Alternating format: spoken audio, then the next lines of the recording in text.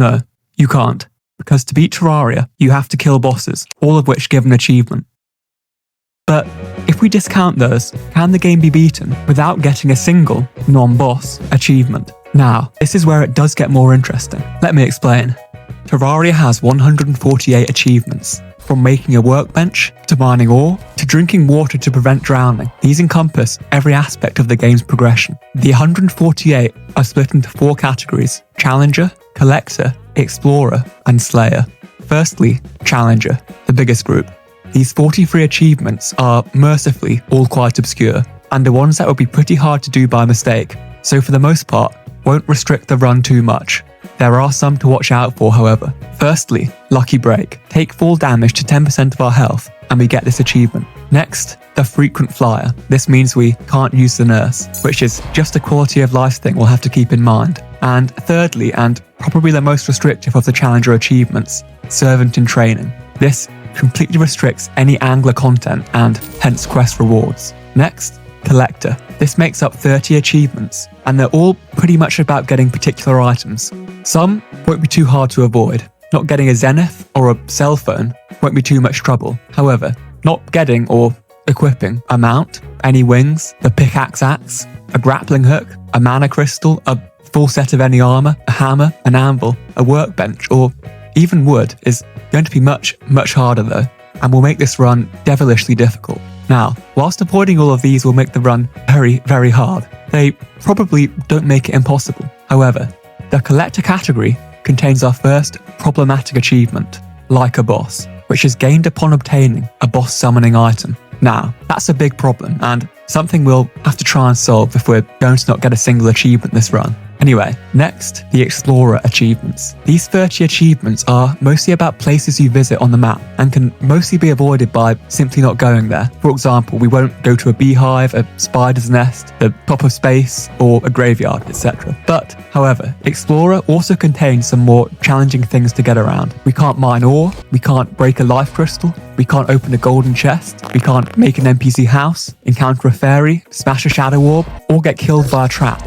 Now, I'll explain this later, but I, again, don't think any of these are deal breakers. However, the Explorer category contains a few more problematic achievements. Firstly, it's Getting Hot in Here, which is an achievement that procs upon reaching the underworld, which is, well, going to be tricky for that quite important boss we have to do down there. Secondly, it's Hard, which is gained upon, well, entering hard mode, which, again, is going to be a bit tricky to get around, but I've got a few ideas.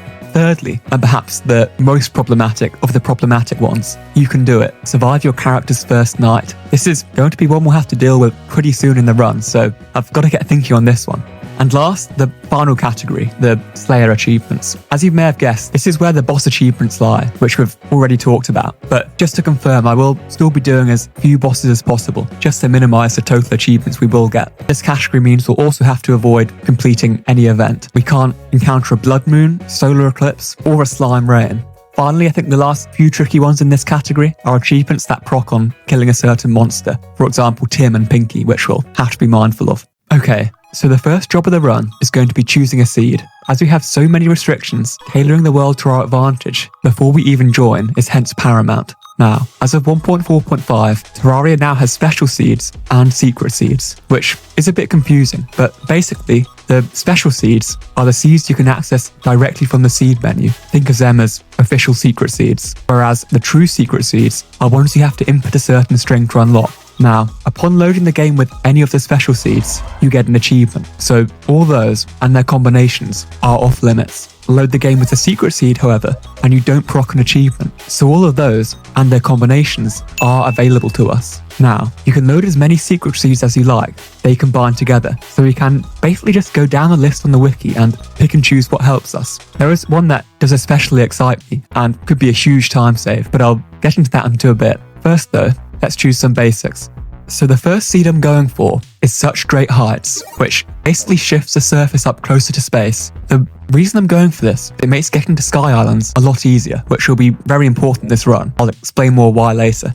Secondly, No Spider's Nests. This does what it says on the tin. It removes all risk of us getting the Spider's Nest achievement by mistake. Thirdly, Bigger Abandoned Houses. Another pretty self-explanatory one. The main reason we want this though is the workbench and anvil achievements are only procced when they're made, not used, which means, like my no breaking or placing blocks run, we'll have to rely on naturally generated crafting stations, and bigger abandoned houses increases our chance of finding one in a good place. Next, actually no traps. This actually removes traps. This will stop us getting the Die to a Trap achievement, and also I think the Rainbow Boulder one.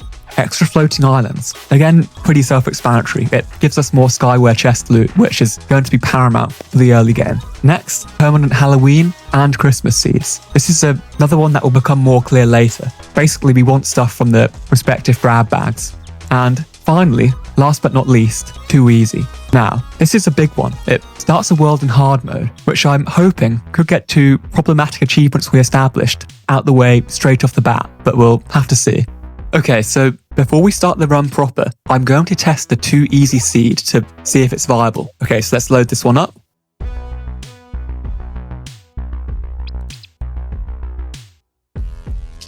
Okay, so the Enter Hard Mode achievement hasn't procced. That's a good start. Okay, there's still a few things I need to check first though, before we get too carried away.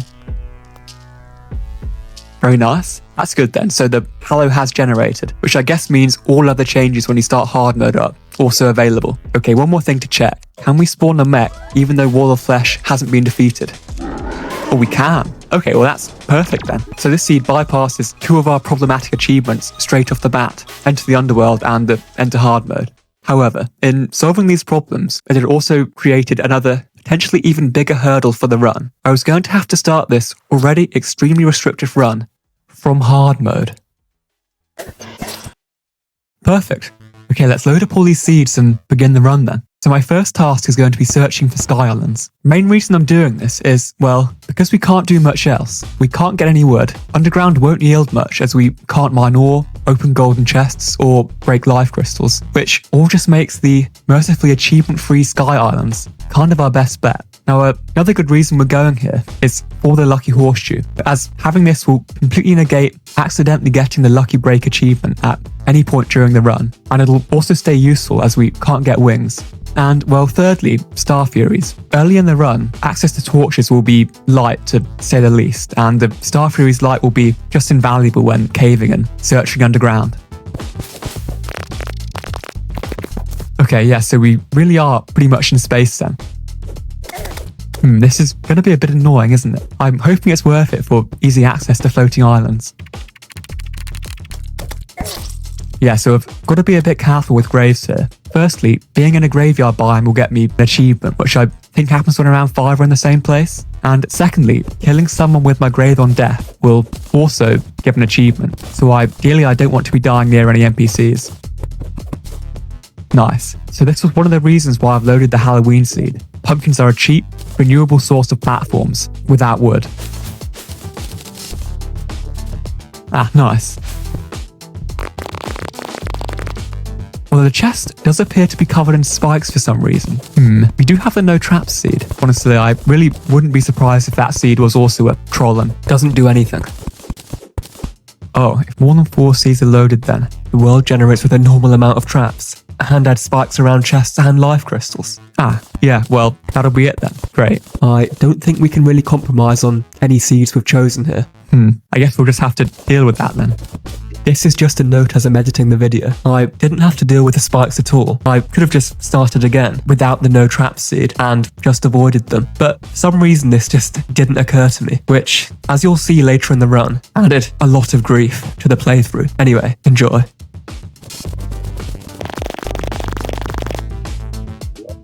So yeah, not really what we wanted. I've got to be careful quick emptying a chest here. If that had wood or wings in, that could have ended the run.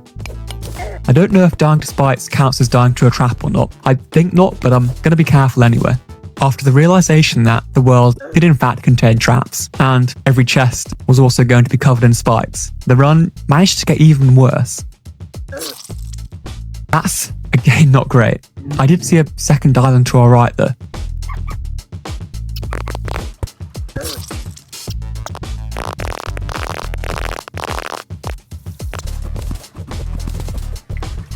Again, not quite what we wanted.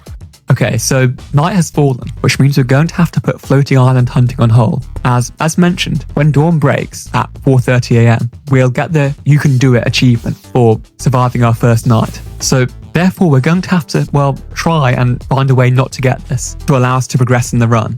Okay, so let's try a few things. Okay, so we know the achievement procs as soon as it gets to 4:30. Okay, if we're sleeping, do we still get it? Yep. What if we're dead? Yep, still get it. Okay, so can we time a log out perfectly and try and dodge it?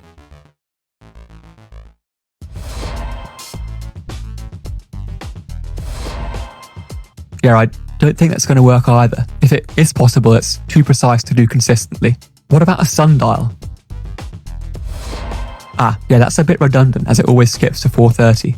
A moon dial, however, skips to 7:30, so we'd fast forward through 4:30. Let's try that then. No, so it still procs even when time is fast forwarded. Okay, so what we've found is if you are in the world in any form with time at any speed at 4:30, the achievement procs. So at least a condition to not get the achievement is to not be in the world at 4:30 a.m. So with that in mind, I'm going to try something. If I host and play this world, so it's running a server that only I can join, will the time still tick if I'm not in the world? Okay, so if we log out at 3:55, wait a bit. Huh, it's 4. Okay, that's interesting. So it's not running by itself whilst we're not logged in, but the time has changed a bit. So it skipped 5 minutes. I guess a server takes more time to turn off than a purely single player world. Anyway, whatever's happening, that's a bit exciting. Okay then, so the big question is, if I log out at say 4:28 and rejoin at say 4:33, will the achievement proc? Okay, let's log out now. Nothing's popped up, and there's no achievement. Nice, so it's 4:33 a.m, day 2 of this world, according to my character, and no first night achievement. Okay, well, I think that's a 3rd of 5 problematic achievements solved already. I think this is fine, by the way. It's not using input from other players or any external software. It's just making use of a quirk of how internal servers are booted up and closed down. Okay, so what does this mean for our run? Well, it basically means I'm going to need to get a watch pretty soon, as this will let us tell the time. As the timing of the tech is reasonably precise, so it's going to be tricky to pull it off without one. For the watch, I'll need bars, which will ideally be gold or platinum, as watches of those varieties tell time down to the minute. To make one, I'll need a crafting table, which I can find in an underground cabin. Okay, so I think for these reasons, I'm going to pause the floating island search for now, as finding a workbench and getting bars before dawn is now existential for this run. Yeah, I've got to be mindful not to mine ore here by mistake. That could be an achievement. Not seeing much yet. I think we're probably getting low on time here.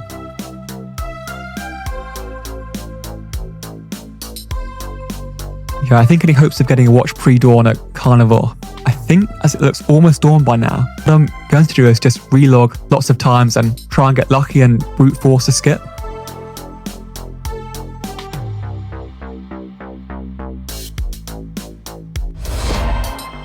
Should have gone a few seconds later, I think. Never mind.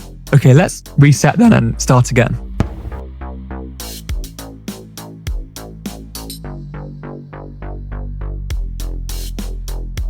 Nice, we got the horseshoe as well. Okay, I think this chest is safe.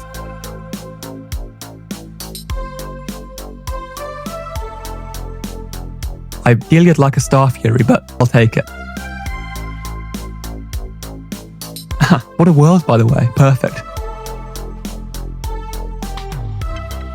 Okay, so we can't open that one, as gold chests give an achievement.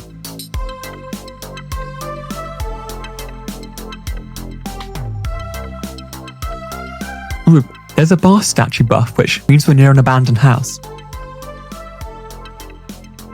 Perfect, we've got an anvil here. Okay, so biome chests are safe, I believe. Looks all good. Okay, let's make the chain. Okay, so we don't have the bars or the workbench to make a watch. And I reckon it's getting close to dawn now. So I think the play here is just to go back to the surface and try and eyeball the achievement skip, just going by the moon. Okay, so instead of completely winging the skip like last time, I've checked, And it'll be 4:30, a few seconds after the moon has totally disappeared to the left of the screen. That's about when we want to time our logout. I think if we go now, I'm not sure if we've got it, we'll go again.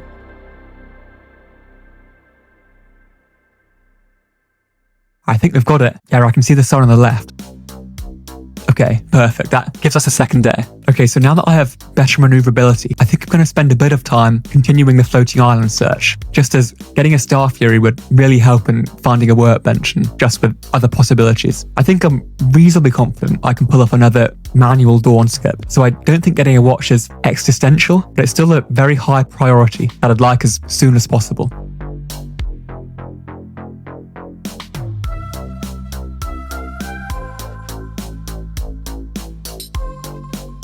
Nice, that's perfect. Okay, so the plan now is to head underground and get searching for a workbench, and then hopefully find some gold and platinum bars where we can add our watch and then hence get risk-free dawn skips. But first, however, I'm going to test a few things I'm worried about. Okay, so something I'm concerned about is accidentally mining ore and wood, and hence getting the achievement. Okay, so when mined and we pick it up, the achievement procs. It's the same with trees. But I'm wondering, if our inventory's full when we mine it, so we don't pick it up. Oh, okay, so it still procs even if we don't pick it up. Okay, so we've got to be really careful about accidentally mining ore then. Okay, now the tree. Oh, okay, so that's different. Yeah, I didn't get the achievement. And if we mined placed wood. Interesting. So you only get the achievement when wood enters your inventory, not when you break it. Okay, so that does make abandoned houses easier to navigate then. Just to check, what if an ore enters your inventory, but you didn't break the ore? Interesting, okay, so it's the opposite of wood. Okay, so I was just checking the wiki, and I read this. You don't get the achievement if you block swap ore. Yeah, no achievement. This is huge for the run then. I was thinking about ways to get gold bars. I mean, there's fishing or slimes or maybe getting it from a chest. But no, we can just mine it if we block swap. Okay, well that's great to know. Okay, so before we head back to the world and go underground, there's one more achievement that concerns me that I'd like to test. Encounter a fairy. To fill you in, fairies spawn near treasure, gold, life crystals, etc. And if simply sharing the screen with one procs the achievement, that's a huge problem for the run. I think that basically means it's pretty much unavoidable in the long run. It would definitely make going underground very, very hard. However, if it's only after prolonged contact, that's a bit more palatable, but let's see. Oh, that was quite fast, wasn't it? Yeah, I think realistically I'd struggle to react to that. Okay, so I've just been reading the wiki a bit, which says a few things. Fairies spawn less in hard mode, which is good. They spawn at the bottom half of the underground layer and below, which is also good. But most importantly, if you destroy all the magic logs on the surface, they stop spawning altogether. Oh wait, fairies also only spawn at falling logs during the night. After all the logs have been broken, no fairies spawn. Yeah, that's perfect then, so we'll just wait until day and destroy all the logs then. And that should just completely remove the fairy problem. Okay, I really didn't think that solution would be so neat. Okay, but before all that, we've got to pull off another blind skip. We've been lucky with the cloud cover so far, but I feel they could very easily block the moon, which would make doing the skip just a lot harder. Again, we just need to get the watch as soon as possible. Like, I don't want to keep gambling the run like this.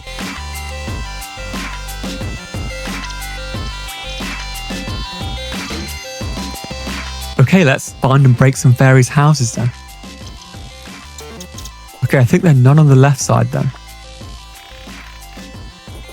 Aha, here we go. Okay, they dropped logs, so let's make sure our inventory's full. Nice.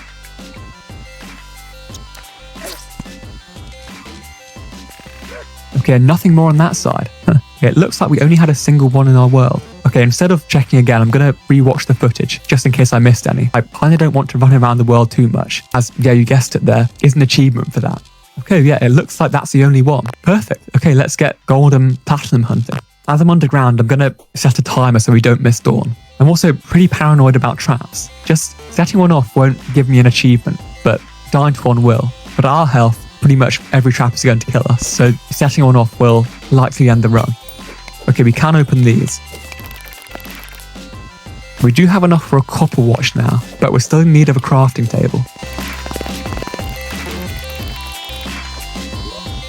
Aha, and that's why I haven't been quick looting. wood in a chest could come in handy later, but I'll talk about that in the future. Okay, I think it's that time again.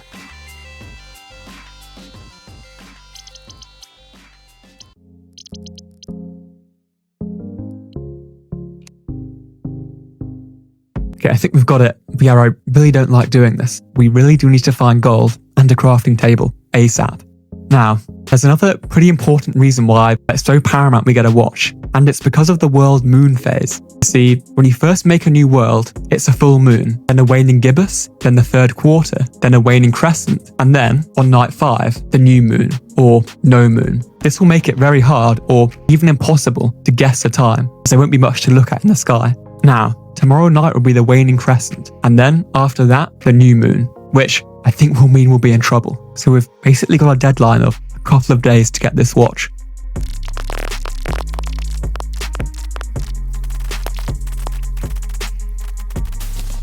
Ah, that's our workbench then.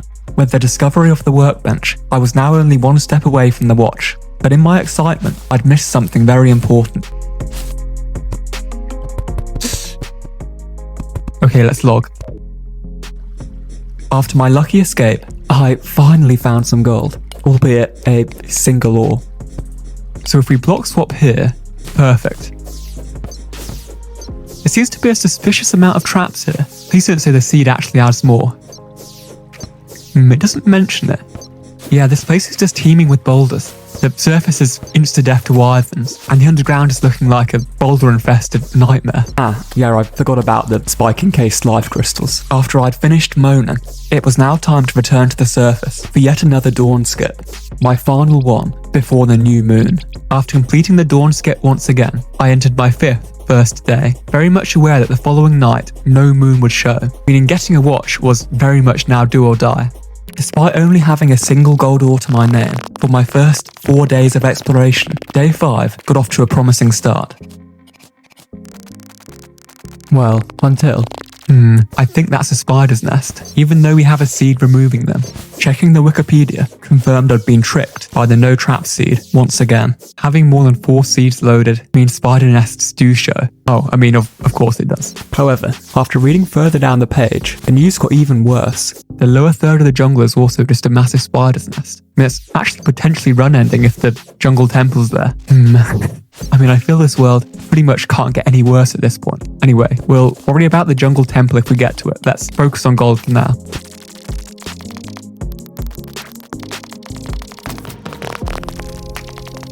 Okay, time is running out. Mercifully, I think the new moon isn't as bad as I feared. I can just about make it out, although if it does go behind a cloud, we could be in big trouble.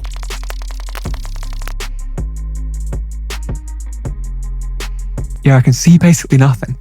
I'm going off a few pixels here. Okay. Don't like this at all.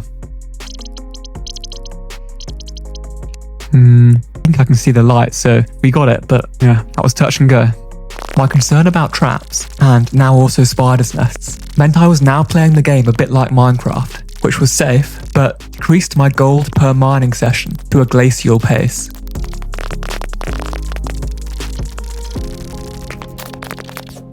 Workbench and an anvil. Where was this in the spectator mode run? Okay, that could be good for floating islands, to be fair. Despite finding the new cabin, I was still approaching dawn watchless, and as I returned to the surface, my greatest fear came true. I can't see the moon. Yeah, it's behind those clouds. That's not great. Okay, if we move about, I wonder, is the moon relative to your position? Thankfully, it was, and my newly acquired magical snake saved the day. Okay, we can just about see the moon here. Perfect. And again, I pulled off the dawn skip. The next day, I finally found my final gold ore. However, you might be wondering how I'm going to turn the gold ore into bars, given to make a furnace we need wood, which we can't get. And that's right, but I'm not going to use a furnace. The plan is to make the rather obscure glass kiln. You see, this is crafted at an anvil and is made from iron bars and torches, and along with a few glass crafts, it also functions as a full furnace, which is going to be a lifesaver for the run. On top of all that, like a campfire, it also gives life regeneration if stood close by, which makes it an even more useful item for us.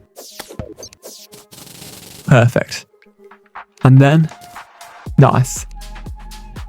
So now the run's not in constant peril each night, we can focus on some longer term goals. Firstly, I'd like a mount and a hook. Now you might be wondering how and why, as both of these things have achievements linked to them, but the crucial factor here is the wording. For both achievements, each item has to be equipped, which means placed in their designated slots, which means they can be used directly from your inventory without getting the achievement. Now, getting a hook is pretty self-explanatory. The reason I'm so keen on the mount though, is it helps prevent getting another achievement, the Marathon Medalist. This is procced after travelling around 69,000 tiles, but crucially, on foot. Travel on the mount doesn't count towards this achievement, which is why it's important to get one, and important to get one as early as possible. Now, the hook and mount I want. Firstly, the hook. Now, hook-wise, I'm going to go for a dual hook from Mimics, and mount-wise, the roller skates, which I'm sold from the Skeleton Merchant. Both unfortunately require a trip underground, all the way to the cave-in lair for the roller skates. However, as there seem to be so many traps down there, and I've got low health and no armor, we're going to make some danger sense potions first.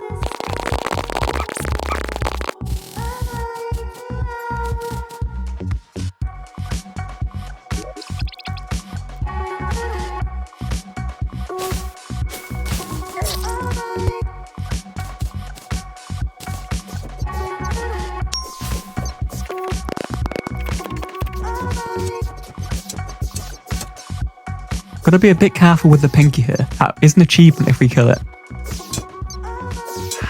Nice, perfect. Just a merchant then. Ah, nice. We've got to be careful down here. I killed the wood slime a minute ago and he spawned right by its drop.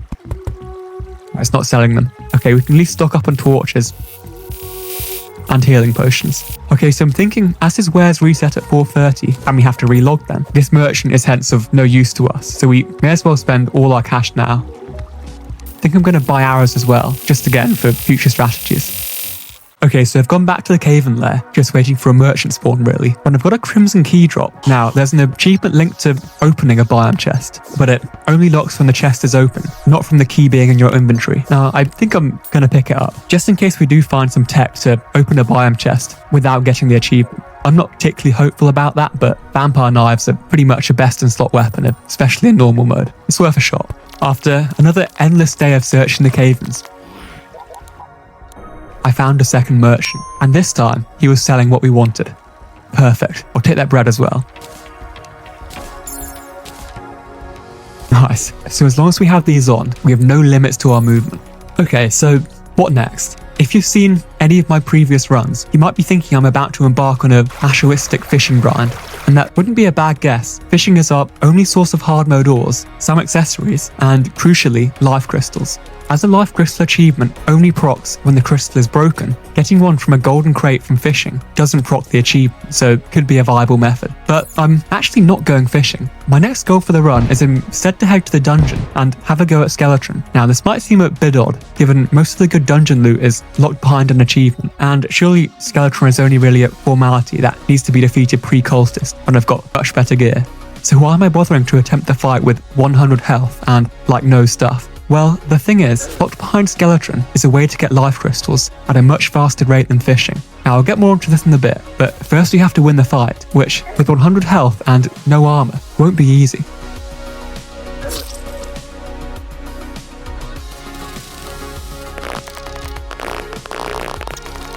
They're annoying, but one good thing with harpies, I guess, is they're crowding out some hard mode enemy spawns. Like I haven't really seen many wraiths or walking armors, which is pretty good.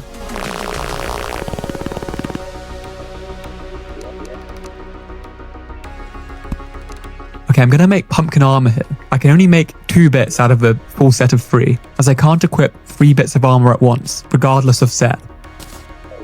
I was just testing our build on a test world when I had an idea. Can we do the same trick we do to skip Dawn, but with a boss? I.e., if we inflict Skeletron with some damage over time debuff just before he dies, then relog, will the kill be marked, and do we get the achievement?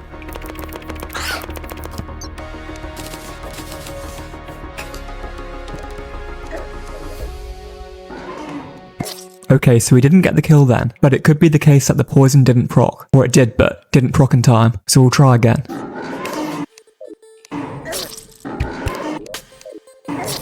Now, trying to do this sent me down a bit of a rabbit hole where I loaded more and more stuff in the world and tried various damage over time techniques or delayed damage techniques to try and pull this off. I thought I maybe did it once when I wasn't recording, but for the most part it didn't work. So I think this is a bit of an open question really. I kind of think it probably doesn't work and it was a fluke, or I missed something when I thought it worked, but if anything it's pretty hard to pull off, so I've paused it for this run.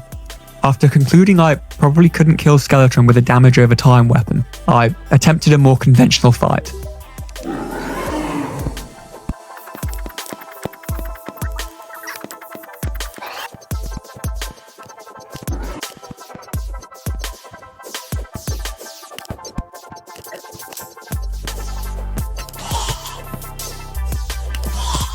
Okay, hands down.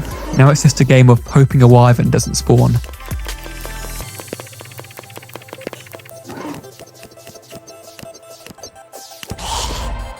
Nice. Okay, so it's now time to explain why easier life crystals are locked behind Skeleton. As I've mentioned, breaking a life crystal triggers the achievement, so does hammering it and blowing it up. But however, if we do this and deactivate the blocks beneath it, we can get the life crystal without triggering the achievement.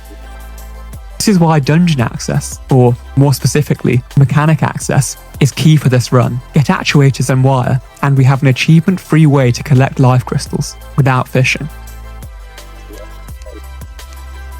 So a concern I do have about the dungeon is all its traps, so we're going to have to be pretty careful when finding the mechanic.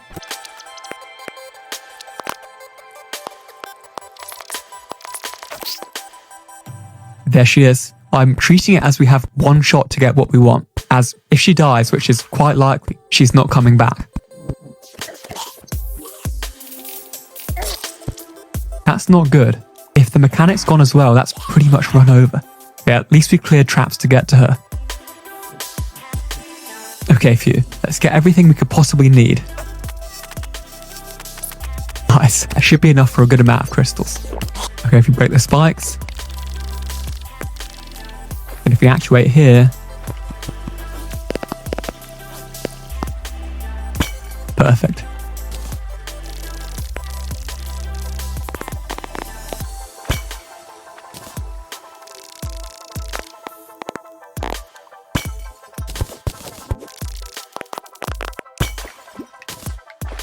Just looking back at the footage, I somehow got 2 life crystals there. Yeah, no idea how that happened. Okay, I can see 2 more down there, but it's getting time to relog, so we'll get those after. Even though it's not technically difficult, just having to do this every 15 minutes or so of gameplay still gets my heart racing a bit. One misclick could cause a run to fail.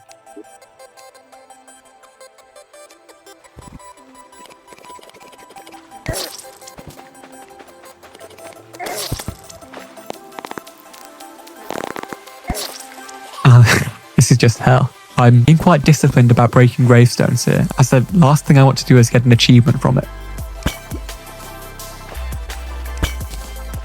Okay, I think these are the last ones from the areas we've already explored. The next 8 or so, we're going to have to explore new parts of the underground and cave inlet, which I'm pretty apprehensive about. We do have danger sense potions now. The risk from traps and spider nests is still going to be quite high. However, I think I'm pretty convinced now that more of the map we load, the longer the world deload time, which hence gives us more leeway on the dawn skip, which does make that a bit safer at least.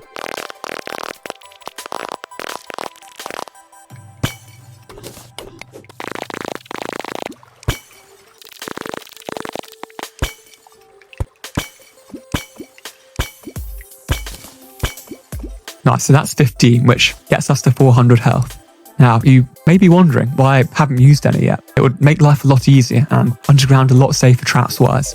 Well, because in a way, these life crystals are a bit of a poisoned apple, and in many ways, they'll make life harder rather than easier. The main reason for this is events, of which we haven't really talked about much yet. There are 12 non-weather events in the game, all of which come with an achievement. Some, like the Frost Legion, Party, and Pumpkin Moon, are easily avoidable and with little cost to progression. Others, like the Goblin and Pirate Invasions, are easily avoidable, but at a cost. You won't be able to break any Shadow Orbs or Altars this run, as these are the conditions, respectively, for them to spawn. Just an aside, obscurely, but useful for us. 1.4.5 removed the chance of a meteor falling on an altar and hence making a pirate invasion viable, so we don't have that to worry about. And then we're left with the problematic 4. One of these, the Martians, are post-golem, so we don't worry about those now. The other 3, however, are about to become relevant. These are the Blood Moon, Slime Rain, and the Solar Eclipse. Now, the reason we haven't had to worry about these yet is because they have a health requirement to spawn, so the moment we start using life crystals, they come into play, which could be a big problem. So, for this reason, before we increase our health, it's time to get back to the test world and, well, do some testing. Of these 3, I think the Blood Moon is going to be the most problematic, so let's start with that. The conditions for a Blood Moon are, a player must have over 120 health, and the moon phase must not be a new moon. If these conditions are met, a Blood Moon has a 1 in 9 chance of spawning each night. Okay, so first I'm going to check exactly when the achievement procs. Is it at 7:30 when it starts, or at 4:30 when it ends? Okay, so it procs at the end. Okay, can we use a sundial? No. A moon dial? No. I guess either would be tricky anyway, as it would make the dawn skipper a lot harder. So we're running out of solutions here. I guess the obvious next step is, does the dawn skip we're doing anyway also skip the Blood Moon achievement? As it didn't seem to skip the boss achievement, I'm not convinced this will work, but let's give it a try. Okay.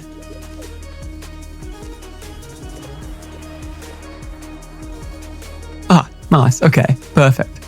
Okay, so my guess is then the dawn skip only works for achievements that trigger at a certain game time, so that's why it didn't work on a boss kill. Anyway, that's convenient for us, and it crosses off something big we had to worry about. Okay, next, the solar eclipse. This doesn't depend on health, but is post-mech, so will be relevant fairly soon. This spawns at 4:30 AM and finishes at 7:30 PM, so the opposite of a blood moon. The fact that it spawns at 4:30 makes me think right off the bat that maybe we're just skipping the spawn anyway with our dawn skip, but let's just assume that's not the case. Given what we know from the blood moon, the first thing I'm going to try is a dusk skip, i.e. we'll leave the world at around 7:28 and join just after 1/2 past. Okay, if we log now, okay, 7:33 and no achievement. Perfect. Okay, so if we get a solar eclipse, all we need to do is a dusk skip at 7:30 alongside our usual dawn skip. Okay, last one, and certainly not least, is the slime rain. Now, I'm a bit more concerned about this one for reasons I'll explain in a bit. But first, its spawn conditions are a player must have more than 140 health, more than 8 defense, and if these are met, the spawn chance each day is how long each one lasts for. Now, in a single player world, this ranges from 9 to 15 real life minutes, but we're not playing on a single player world, in which case the time it lasts is exactly 15 minutes, which is fine, right? We just set a timer from when it starts and do the skip on the minute it finishes. Well, that's okay in theory, but in reality, to get the timing precise enough to pull the skip off, I'd have to react and note down the time it starts in a couple of seconds. If I'm out in game time by a minute or so, we might not be able to pull the skip off, jeopardizing the run. A potential solution could be to keep my defense lower than 8 and only raise it in boss fights, when a slime rain couldn't happen anyway. But I'm not sure how it checks the defense, i.e. does going over 8 once mean it can spawn, or is it only when it's over 8 that it has a chance of spawning? First things first, let's check when the achievement procs. Nothing on start. Okay, and nothing on end either. Interesting. Okay, so I was just checking the wiki, which claims the extra condition of killing the king slime during a slime rain is also needed for the achievement. That would make sense why we didn't get it then. Okay, well that just kind of solves it. I should have just read that first, to be fair. With the early hard mode event solved, I returned to my main world and used my life crystals. Okay, so with this health, that's the most I'll get. It's now time to start thinking about the mechanical bosses. Before we begin an attempt, however, or even start to think about the potential nightmare of spawners, I'd like some better gear. Firstly, I'd like to get some hard mode ore armor, and of course a tier 2 anvil.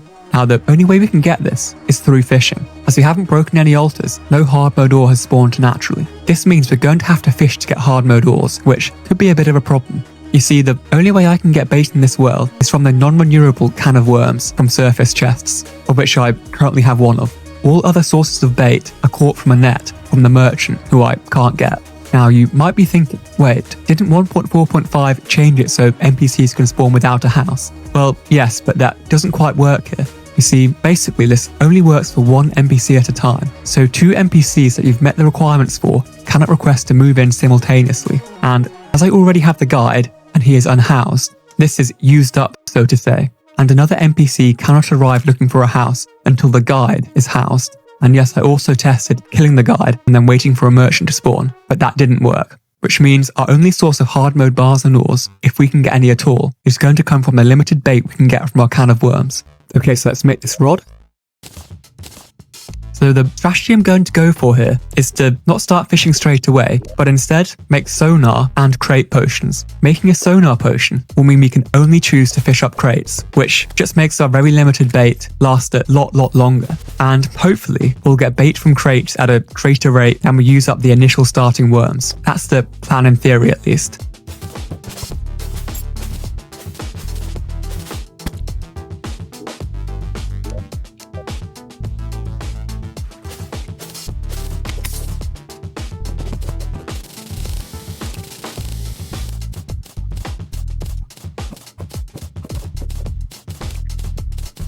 Just to note, I'm going to make fishing potions, as they require crispy honey, and getting honey just means going close to a beehive, which I don't really want to be messing about with. Okay, so before we begin, there are a few more things I'd like to do, just to seek out as much value for my worms as we possibly can.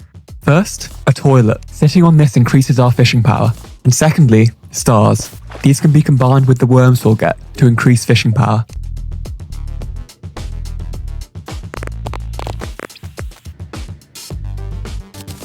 That is the lowest we can get, I think.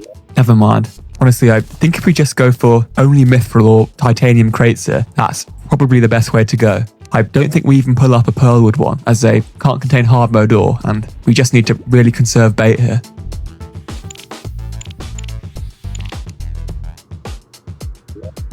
That's not fun.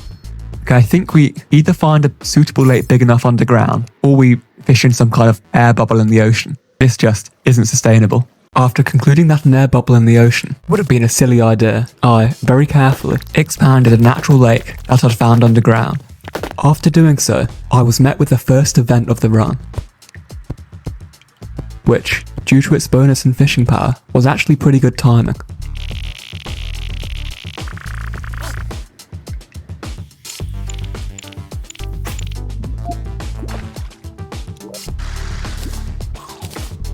That's a perfect first crate. And the bait as well. That's almost enough bars for an anvil already.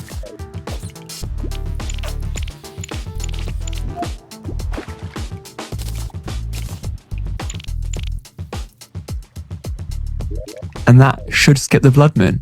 Perfect.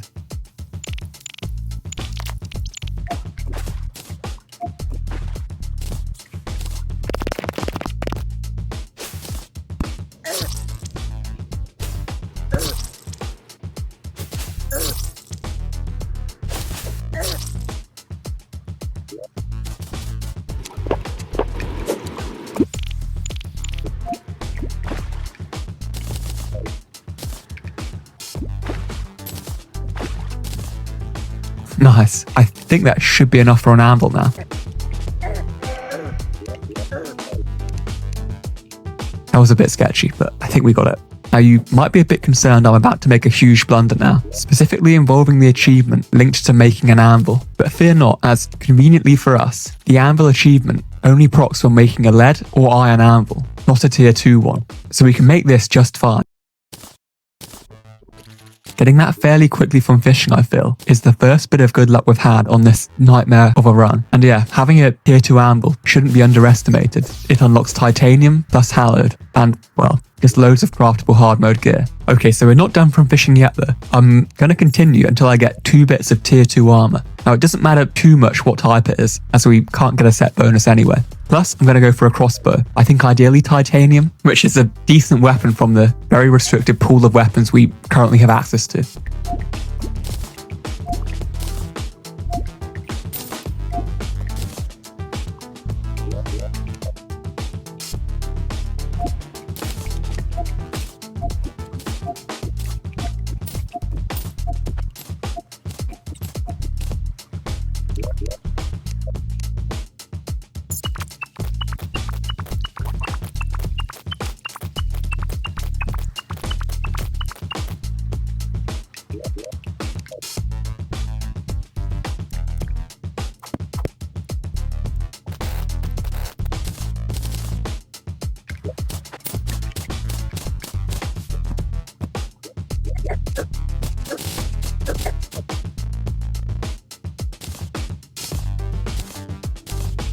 Now, I'm not going to upgrade my pickaxe.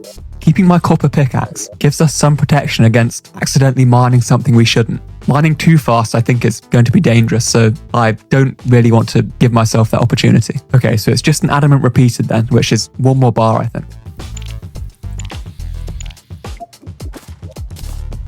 Okay, perfect.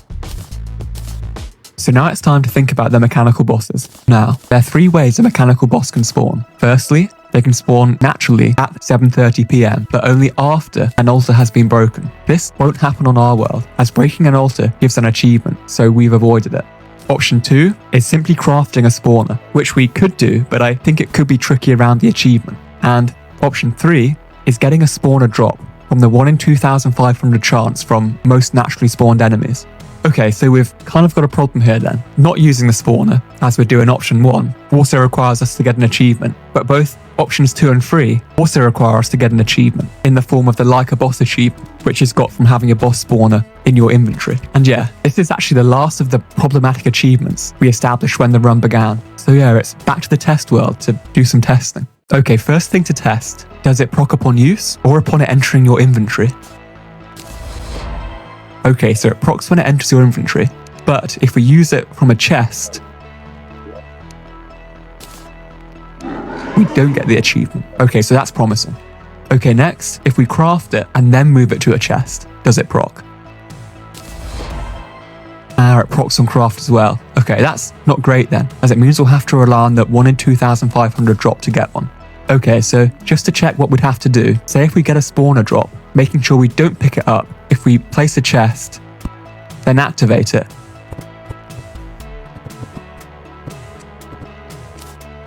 Then wait till night and spawn it out of the chest.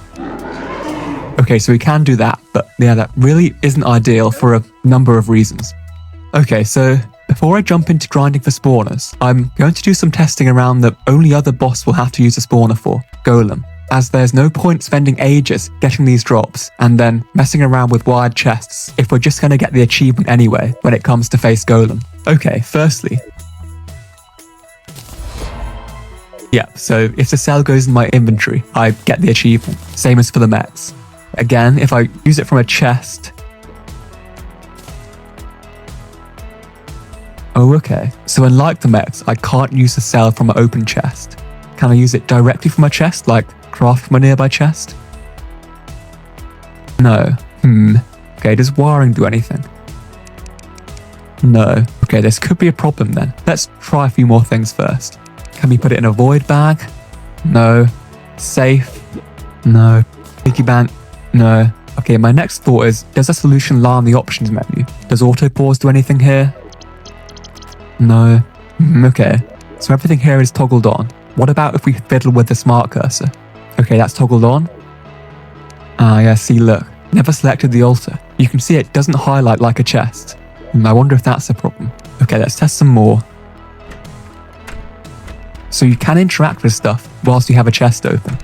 Okay, see, if we right-click the altar with the cell in the chest, nothing happens. But if we right-click here, it drops. So it's obviously trying to do something, but it seems like it's being blocked. Maybe there's some kind of check in place that the cell has to be in the inventory. Okay, so I've been doing some further sleuthing, and yeah, it's not great. So basically it seems like the way the Golem spawner code works is it first checks if you have a cell in your inventory, and then, if so, spawns the Golem if you right click on the altar. So the Golem spawn has nothing to do with if you're holding a cell or not, which is why it doesn't work from a chest. So basically, unless we can find a way to get a cell in our inventory without the achievement proccing, which I think is unlikely, then this achievement is going to be the first boss one that's not possible to avoid, unfortunately. Okay, so what if we wipe the achievement and then log in with our character, but with a cell in our inventory? Ah, yeah, it's still procced. So it's not even the act of putting the cell in your inventory that procs it, it's just it being there itself, which again is trickier. After testing some more increasingly random edge cases, I slowly came to the conclusion that deep down I'd known for a while. I think we're going to have to take the L here, I'm afraid. The requirements to spawn Golem just being so strict and specific really don't make it possible to avoid, at least with anything I could think of. Which is a shame because we could use some quite cool tech to get around it for the mechs. But anyway, yeah, so what does this mean for the run? Well, On the bright side, it means we won't have to grind for the mech spawners, as we can just craft them and then take the L on the achievement there and then, which does avoid a big grind, which is good. Again, this is one of the reasons why getting an anvil was so important from fishing. If we hadn't achieved that, the run would be a lot harder from here on. Okay, time to get some souls then. Okay, wow. I think this is just a great weapon now.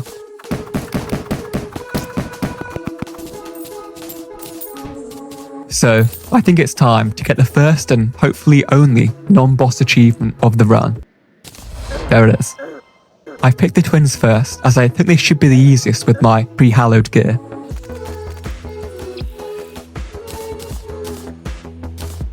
My first twins attempt was a disaster, as highlighted by my lack of wings, alongside by a too small arena.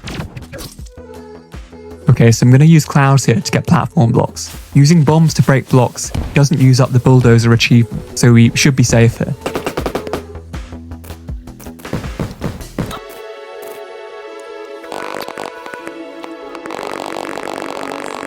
Okay, we're in space already. Unless I bomb the ground out, we really don't have that much space on this world. Before we have another go at the twins, I'm going to do some testing with wings. Unlike mounts and hook, these can't be used from the inventory. Okay, so just having a pair in my inventory doesn't trigger anything, which is what we'd expect. Yep, okay, so I think the only, and I think very unlikely scenario here, is maybe one of the new wings in 1.4.5 don't trigger the achievement just due to a mistake in the code, or maybe like a wings adjacent item like the hoverboard could work. Anyway, let's see. Okay, if we try Chippy's cloak, due to 1.4.5. Okay, yeah. I wonder if the unreactive version still procs it. Ah, no, okay, it's classed as a material. Okay, just out of curiosity really, do we get the achievement from something like the hoverboard? Yeah, okay. We're not getting wings this run, I don't think then. We'll just have to get better or do something different for the fight then.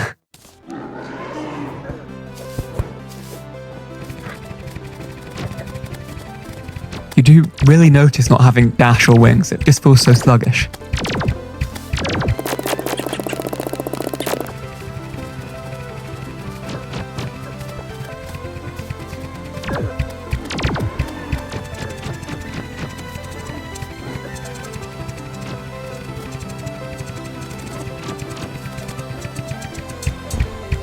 Okay, nice.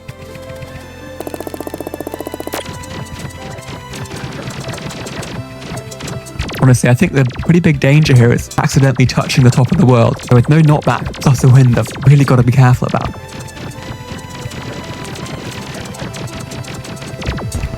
Perfect.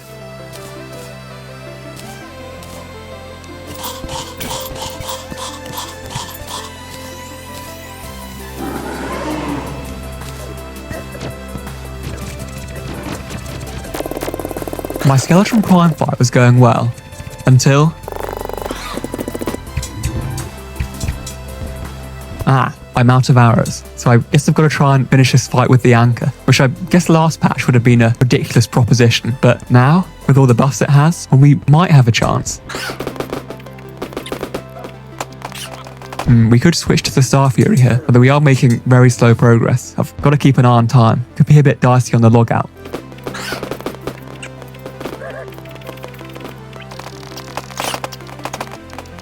Yeah, I think we bail here. Okay, never mind. So we just need to find a skeleton merchant again and get more bow and arrows.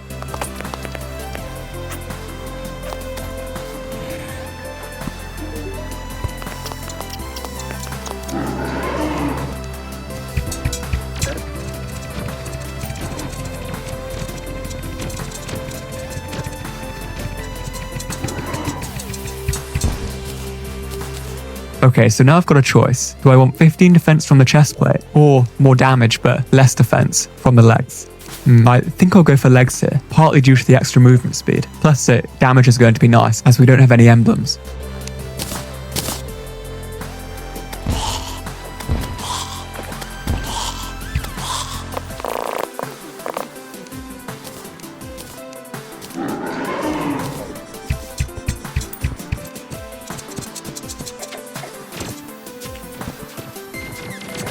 Apart from the odd wyvern swarm, the destroyer fight was fairly simple. and before I knew it, the mechs were behind me. Okay, so it's now time for Plantera, which I'm a bit concerned about. Now, it's not so much the fight, that should be fine. It's more, well, the jungle. Firstly, we don't want to go anywhere near a beehive. That would give us an achievement. Secondly, and what I'm most concerned about, is, as we saw, the bottom third of the jungle is apparently a giant spider's nest, so we've got to be very careful not to venture too far down. I think the background for a spider's cave can be quite subtle, so it could be a very easy mistake to make. And then there's also the nightmarish possibility that the jungle temple has spawned in the bottom third of the jungle, which, well, could potentially end the run. But anyway, let's focus on Plantera for now.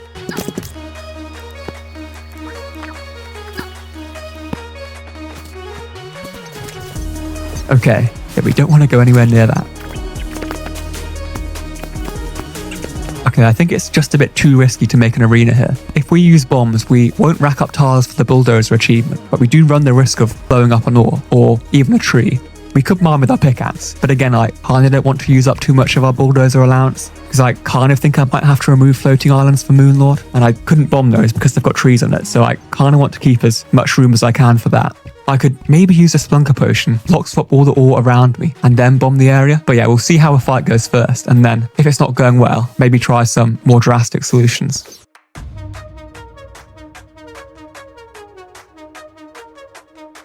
My Plantera attempt without an arena didn't go great. I think just again our lack of armor and accessories isn't doing us any favours here.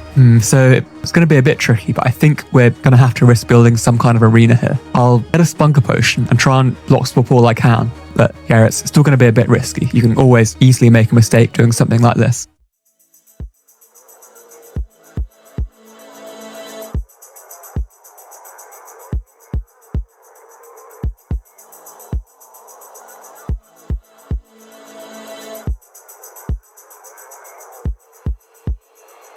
That was a bit sketchy actually. If you missed what happened, the block the bomb was attached to got destroyed by another bomb. And I mean, it could have easily fallen onto a tree or an ore or something. I feel like it's going to be something like that that gets us an achievement. Anyway, let's be more careful going forward. Okay, that should be the arena done. Let's just add a few things. Okay, so I've just realised I don't seem to be getting the cozy campfire buff from the glass kiln. Not sure where I read that then. Maybe it was just from my mind. Okay, although actually, I think we can make a real campfire.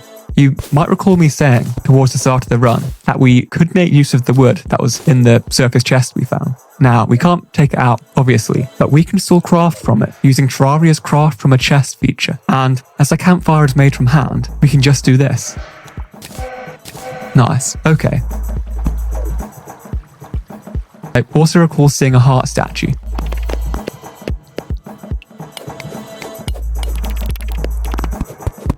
And I think my mechanic is still alive, although I'm not sure what's going on down there.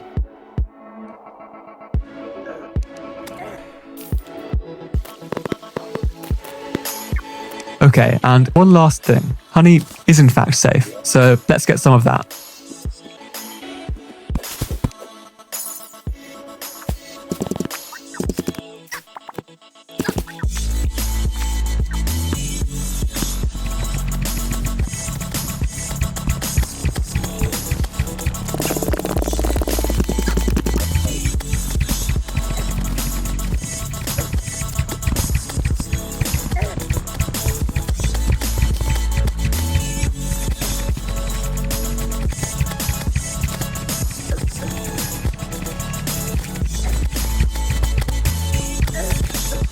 With my arena in place, the Plantera fight was still a bit tricky, but I got it over the line. Nice. I think we're fine to pick up the key. Yeah, the Seedler Sword I think would be the pretty much best in slot item currently, given how restricted we are. So we may have to do Plantera again. But anyway, before all that, I've got to solve one or potentially two very big problems. Both involve getting to and into the jungle temple. Okay, first, let's find it. Remember, it could be in the bottom third, and if it is, that's a big problem. Mercifully, it wasn't far below my arena, and lay safely outside the apparent spider nest hellscape of the bottom third of the jungle. Okay, perfect. So now we've found the jungle. How do we get in? Now the standard method is to just use the key from Plantera on the door, but that's a non-starter as it gives an achievement. Okay, but could we then get a Rod of Discord and teleport in? Well, no, because that also gives an achievement. Okay, well, could we hoik in? Well, again, not really, as to hoik you need a hammer, and a hammer also gives an achievement. So what are we going to do then? Well, as you may have guessed, first I'm going to test quite a few things and see how each achievement procs exactly. And then I'll, well, try to form a plan from there. I've got a few ideas. Okay, so first the Rod of Discord. So the achievement procs if it's in our inventory. Okay, so can we use it from a chest? Nice, and that doesn't proc the achievement. Okay, so in theory, if we got a rod drop, we could then do this. And then use it from a chest just outside the temple to get in, and then transfer it back out in case we die via a second chest outside. Okay, however, this has multiple issues. Firstly, we can't farm Chaos Elementals inside the jungle, so we'd have to set up some kind of fiddly transfer between at least 2 wide chests to even get it there. And secondly, getting one is just going to be a pain with the 1 in 500 drop rate. And I kind of don't want to be farming too much in the cave and lair, as an accidental Tim or Pinky kill etc. could end the run. So this could be a possibility, but let's explore a hammer first. Okay, so do you get the achievement from crafting it? Yeah, and with it being in your inventory? Okay, we do as well, so it's not looking great. Okay, lastly, let's do the chest check. Okay, so we can do that. So similar to the rod, if one's on the floor and we put it in a chest, then use it from the chest. Okay, again, that would be the play. So if we're going to go for the hammer route, we'll need a non-craftable hammer, of which, therefore, the rockfish, the pone hammer, the hammer axe, and the axe. Of these, the pone hammer requires the wall of flesh kill, so is off limits. And the axe, well, is a super rare Plantera drop, so isn't really realistic either. This leaves the choice between the rockfish, a fishing drop in the underground lair, or the hammer axe, a drop from hard mode fished enemies during a blood moon. Of these, the hammer axe has a benefit that, in theory, we could get it just outside the jungle temple if we build a lake there, so we wouldn't have to mess around with moving it between chests. However, waiting for a blood moon and then fighting tricky enemies that are a pain to spawn, also in the underground jungle, doesn't sound too much fun. So I think what I'm going to have to do is go fishing for a rockfish in the underground lair of the jungle, and then I'll have to transfer it somehow to a chest outside the jungle temple door. It'll be fiddly, and the potential to accidentally get an achievement is...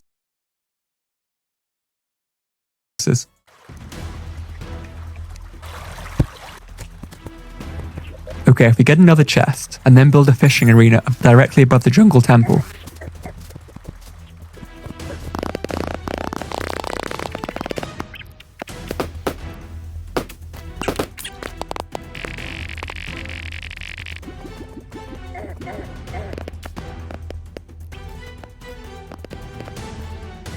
so now a chest here will suck up the hammer if, and this is a very important if, we fish up the hammer with a full inventory, as otherwise we'll fish it directly and get the achievement.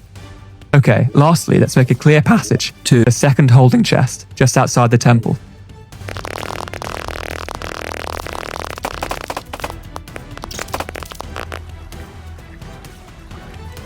Okay, so it's crucial my inventory stays full here. I'll also need a sonar potion to see what we're getting.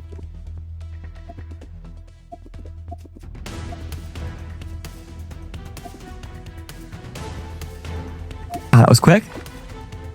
Okay, let's put it in the chest. Then take it out again. And then run. Bit dicey. Okay, now we open the chest and put it in. Perfect. Okay, let's pop this off. Now let's do this. Okay, and put it back. We hold down, right. Okay, and we are in the jungle temple without the key and without an achievement. Perfect. Okay, well, I'm going to come back here with a danger sense potion and clear these traps.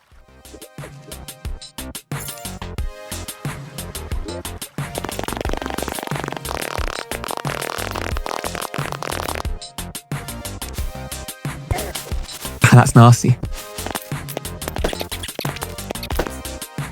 Yeah, I don't know if a death there would have given the death to a trap achievement. I think not, but I don't want to risk it.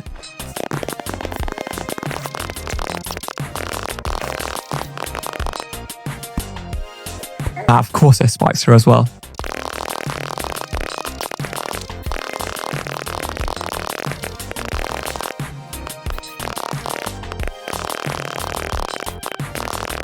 Ooh, okay. So there's spikes around the altar. I wonder. Oh, okay. So we can fight the golem outside the jungle temple if we wish. Huh. Yeah, so the spikes must have replaced the lizard bricks, which should have been there. Yeah, I guess the devs must have not thought of this potential mechanic. Anyway, we'll take that. Well, we've got one benefit from all the spikes then.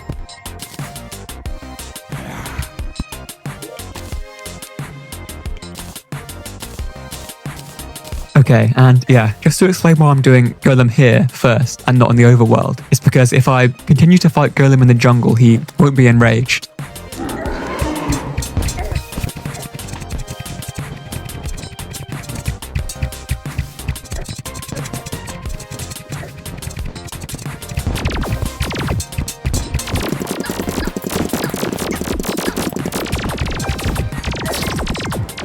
Yeah, I think that arena was just too small. Let's make it bigger.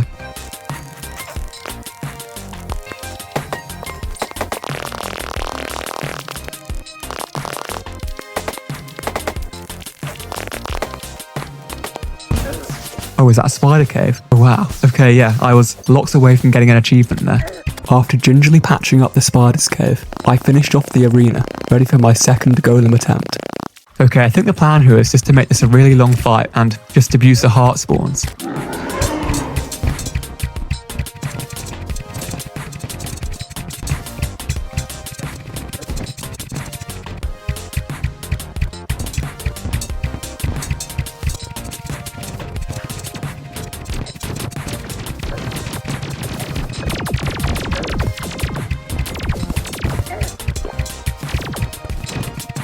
Now, my bigger arena did help, but not enough. Now, if you're wondering why I'm struggling with the classic mode golem, not even in the jungle temple, and apart from being a skill issue, I think it's just that my late game gear or my options for it are severely restricted. I think even more so than the early or mid game. So I think to beat golem, we've got to change something, but I'm not quite sure what. Basically, I'm in a bit of a pickle as to what to do for my next weapon. I can't go to the dungeon. They're all off limits achievements wise. I can't open a biome chest, and I can't really craft anything post-hallowed. So what can I do then? Well, I think I've got kind of two options for an upgrade. One is go back to Plantera and go for a Seedler, but that wasn't an easy fight, so I'm not desperate to do that. And secondly, for the Pumpkin and Frost Moons, you only get the achievement on wave 15, not from just starting or even completing the event. So I could in theory go there. The weapon I'd probably go for would be the Horseman's Blade, but again, I'm not sure I even have the gear to make an attempt to go far enough to even get pumpkin spawns, let alone get the drop. It's a bit of a conundrum. However, after considering the matter further, I decided to go for neither, as I had a new idea to beat Golem, which was a bit different, with the first step of it being to throw a copper coin into the ocean. Drain it. Now, I'll explain how this works in a bit, but first, the why. Why do we want to drain the ocean? Well, to beat Golem, I'm going to fight him in the open. Now, we could just keep making our jungle arena bigger, but we're always going to be a bit restricted by trees and life crystals, and the fireballs will always bounce about, plus extending it is just dangerous achievement-wise. However, our overworld has its own issues, predominantly for the strategy I want to do, which is building a platform high above Golem to avoid some attacks. There's not really enough space, as the gap between surface and, well, space isn't very big. Now, I could bomb or mine the surface layer out a bit to make more space, but as we've seen, this is very dangerous, especially with trees about. And again, I don't want to mine because that'll use up the achievement. So then, this kind of only leaves one option. If you want space and want to be in the overworld, then the ocean is the only really logical choice. This is safe to get rid of, as there's no blocks really. And when I've done that, it'll leave a nice, big, safe space to fight Golem. So that's how I got to the copper coin. Basically, this is sort of halfway between an exploit and a game mechanic. Essentially, if we break this block here, then place a copper coin, or it can be any coin, then if we place lava over the coin, the lava and water will attempt to mix, but as the coin there will fail to do so, hence fail to produce any obsidian. And then, as you can see that's happening now, the game will just delete the liquid as it can't combine. Now, in time, this should drain the ocean fully.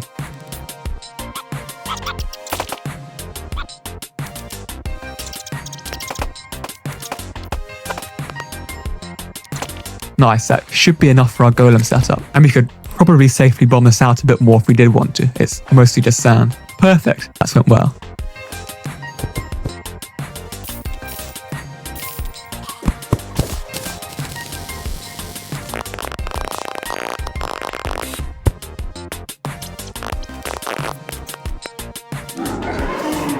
Okay, so we should be able to dodge most attacks.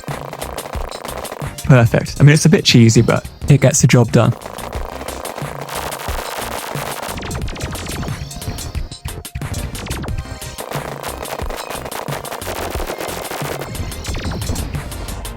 Perfect. Just gonna check it's okay we have this pickaxe.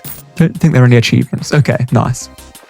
So in terms of items I'd like from Golem, the Sunstone is probably the biggest one. It's our only really decent endgame accessory, and it gives a lot of nice boosts and armor. And then secondly, the Possessed Hatchet. This is pretty much the only good late game melee weapon we can get, and its homing ability is going to be essential for what I think is going to be a very hard cultist fight.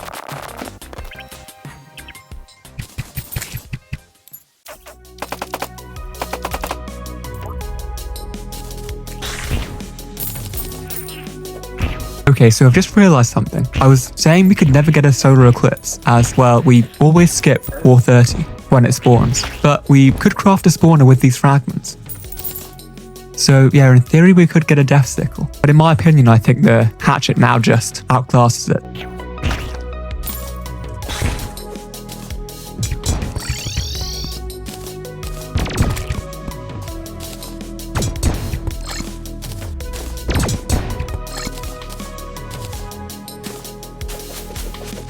So now we're post-Golem. Something I've now got to be super careful of is Martian probes. We're especially vulnerable as our surface layer is basically in space, where the probe's spawn chance is greatly increased. Probes don't spawn in the center of the map, and if you log out in time, the spawn can be cancelled. But even with those consolations, I'm still very much on edge now. Got quite a few calming potions from my fishing grind, so I'll use them when working in the outer parts of the map. I'm also thinking it might be a shout to even get a conch, either from a chest or fishing, just to cut out most of the run to the dungeon. Wanting to err on the side of caution, I spent the next day searching the desert for a conch. However, the day ended empty-handed, and I decided to push on with the cultist fight, regardless. That wasn't far off. I don't like this at all. Just to reiterate, if the probe does get away, the Martians spawn, which would block any future cultist spawns, so we'd have to do it to progress, which would mean we'd get an achievement.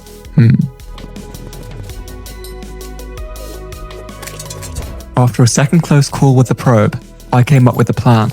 It's a bit dramatic, but I could spawn a solar eclipse in order to prevent a Martian madness from spawning, as it's a separate event.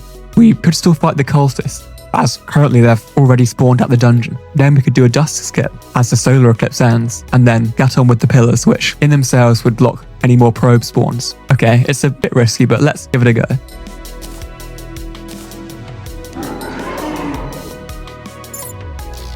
I haven't noticed any solar eclipse spawns yet. I wonder if they don't spawn in space. I mean, that's fine for us. However, my optimism was short-lived, as a spawn appeared worse than anything from the solar eclipse. Okay, so the eclipse doesn't block the spawns. Okay, well, at least we checked. So the question is then, if a probe gets away during a solar eclipse, does the Martian event get blocked and forgotten, or does it happen post-eclipse? Before loading up a new world to test and answer this question, I decided to spawn and then die to the cultist. Okay, there's the probe. And we've got the message. Okay, it doesn't even block it. We've just got a Martian madness. To be fair, it does say invasion events block it, so it's good we tested that then. I guess the solar eclipse doesn't count as one of those then. After pulling off my first dusk skip, I gingerly made my way back to the cultist, knowing at any time, with just one unfortunate Martian probe spawn, the run could be over. Basically, once we kill the cultist, it's fine, because, and I've checked now, the pillars do count as an invasion event. So Martian probes won't be able to spawn when they're active, which will be pretty much the whole rest of the run. But yeah, the run really kind of rests on, can we kill the cultist before we inevitably get unlucky with the probe?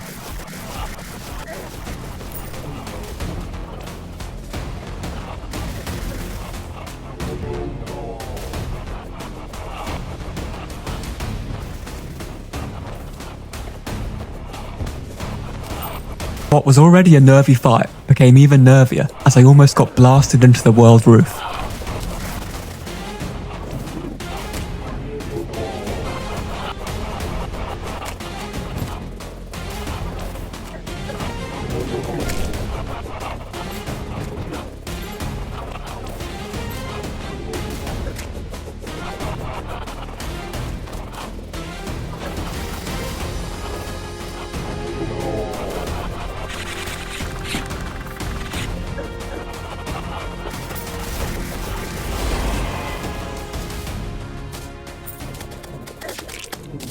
With the cultists down and the pillars up, I breathed somewhat of a sigh of relief, although, as I was about to find out, the pillars would bring on more problems of their own, problems which could jeopardise the run by just as much.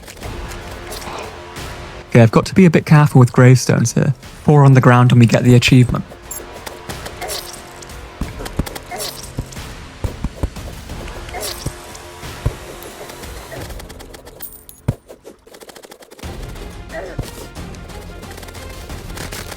I downed the solar pillar within the day, and without major incident, I moved on to the vortex, where I was about to find out I'd forgotten something, potentially run ending.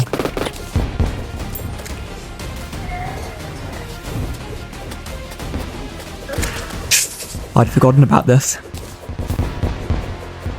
That was a bit close for comfort. Yeah, I've just got to react fast with the grappling hook there, I think. After almost getting slammed into the map roof for a 3rd time, my bad fortune continued. So, I'm gonna have to reset here. I've killed the 100 enemies, and got the defences down, but I'm gonna have to do a dawn skip now, which is going to reset us all the way back to the start, which means we'll have to do this all again, but faster. Yeah, not being able to finish a pillar in a day was really not something I thought I'd have to contend with. Fortunately, with a few banners, better movements, and less deaths, day 2 went a lot smoother, and I cleared the pillar with a decent amount of time left to go. Okay, so there won't be time to do another pillar today, so I'm just going to start in the Moonlord Arena, which is basically just going to be a dirt bridge. The Moonlord fight's going to be hard for a few reasons. Firstly, again, as we're so close to space, there's not really much space to dodge lasers. I think the only solution here is similar to what I did in my fishing only runs, which is using a teleport, either a conch or a magic mirror, to teleport to a bed to dodge his death ray. But that's far from ideal, it's pretty precise. The bigger problem though is maneuverability. Currently I won't outrun the Moonlord in any direction, which is problematic. I do have a potential solution to this, and it involves a new thing from 1.4.5, but I'll talk about this later. Okay, I've got a bit of an arena going here. I think the floating islands could be a bit of a problem. We've got trees above and below, so we can't really make much more space without breaking them. Yeah, it's going to be a bit restricted, which isn't great.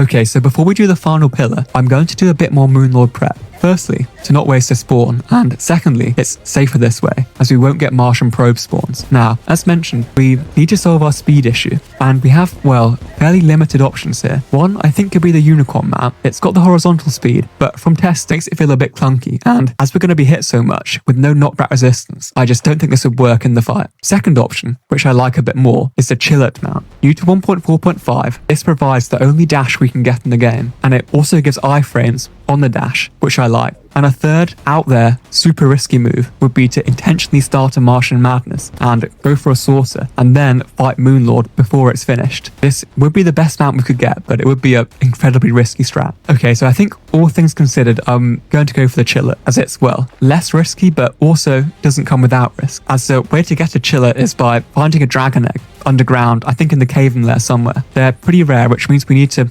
explore a lot underground, which, if you've seen anything from this run so far, you know comes with a risk. But, I mean, we just need the movement, so we're going to have to do it. So yeah, let's go looking for a Chillet.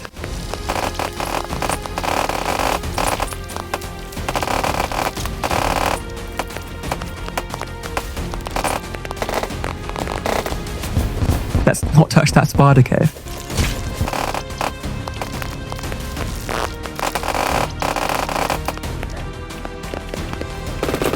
Oh wait, we went past it. Okay, yeah, that is the egg, I think.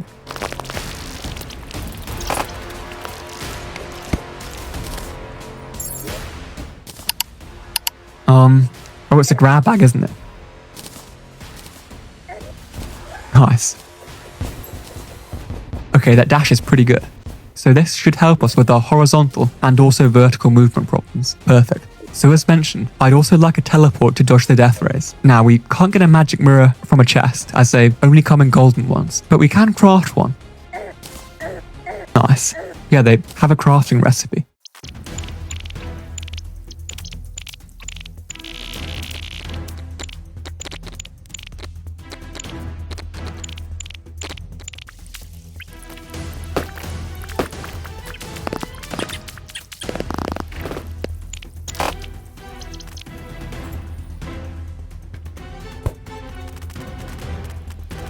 Okay, so I haven't finished the arena, but I think I'm going to go for the final pillar tomorrow anyway. Now, the thing is, I don't think I'd have time to finish the last pillar and do Moonlord in a single day for the 4:30 dawn skip, so I may as well just do it now. But it's going to be a bit of a shame wasting a Moonlord spawn, but I don't really see an alternative, to be fair.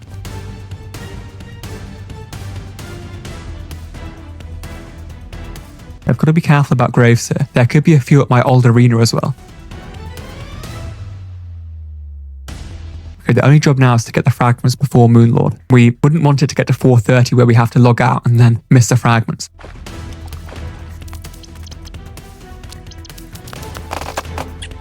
Okay, we've got to be a bit careful here. Perfect.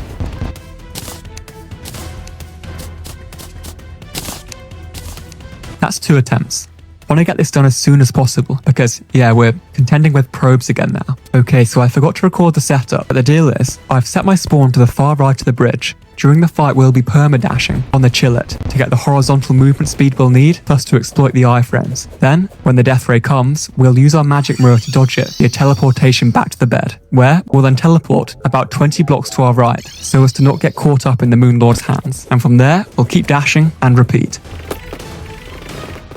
Now, before we start the fight, there's one last thing I haven't addressed, as you might recall me saying this. Next, permanent Halloween and Christmas seeds. This is another one that will become more clear later. Why did I choose to load the world with a permanent Christmas seed? And why have I been collecting presents this whole time? Now, the initial reasoning for this was pine wood, from the pine tree block from the presents, as this is one of only 2 wood types which, for whatever reason, doesn't proc the timber achievement when in your inventory. The other being Feywood, which I can't obtain. So I reasoned that having access to wood would probably come in useful at some point in the run, and it did, but by this point I'd realised you could craft wood from a chest without it proccing the achievement, so the pine wood kind of became redundant. However, the 100 plus presents I've collected throughout the run haven't been in vain. You see, inside the presents, there contains 3 different types of food, all which give the rare, exquisitely stuffed buff. The Xmas pudding, and the gingerbread and sugar cookies. Now, compared to well-fed, this gives us 2 extra defense and 5% extra damage, which is going to be crucial in a fight which could come down to fine margins. Okay, so I've checked and these should be safe to open, so let's see.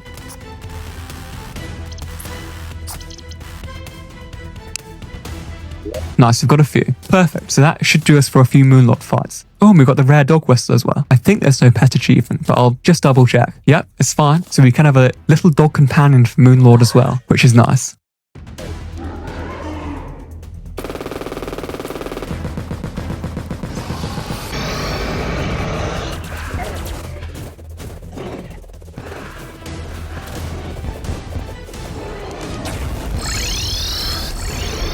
Okay, that's the first cycle. The plan seems to be working, which is good.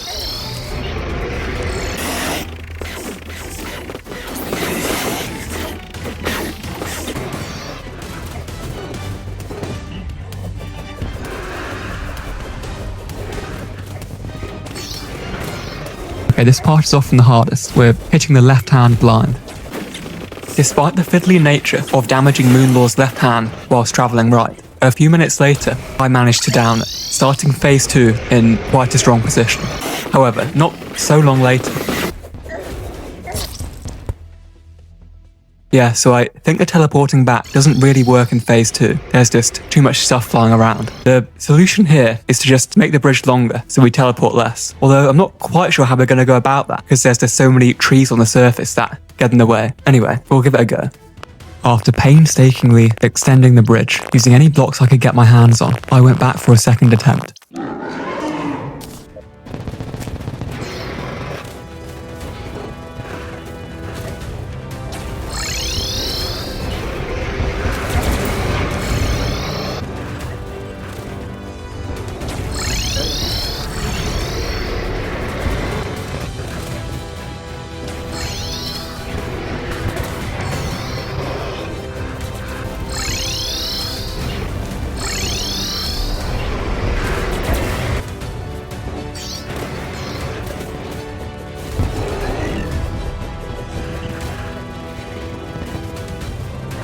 Okay, so now the eye and the right hand are both down, it's time to make use of our longer bridge.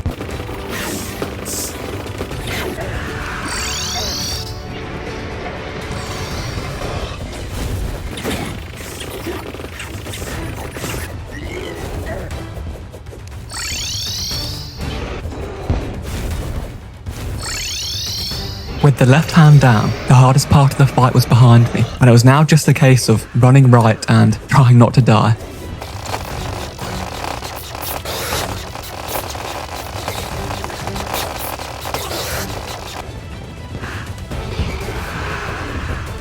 Perfect, there we go. Yeah, we just needed to make a bit of a longer arena there, I think. That did it. Yeah, I don't think I can touch any of that. Yeah, there's definitely a yo-yo achievement, and I think there might be one for the Meow Mirror as well. Imagine if I didn't have a full inventory there and just got 2 achievements at the very end. Anyway, there it is. That's completing Terraria whilst getting 1 non-boss achievement. Yeah, that was a pretty nightmarish run at times, but I think it was good fun, in parts at least. Anyway, thank you very much for watching.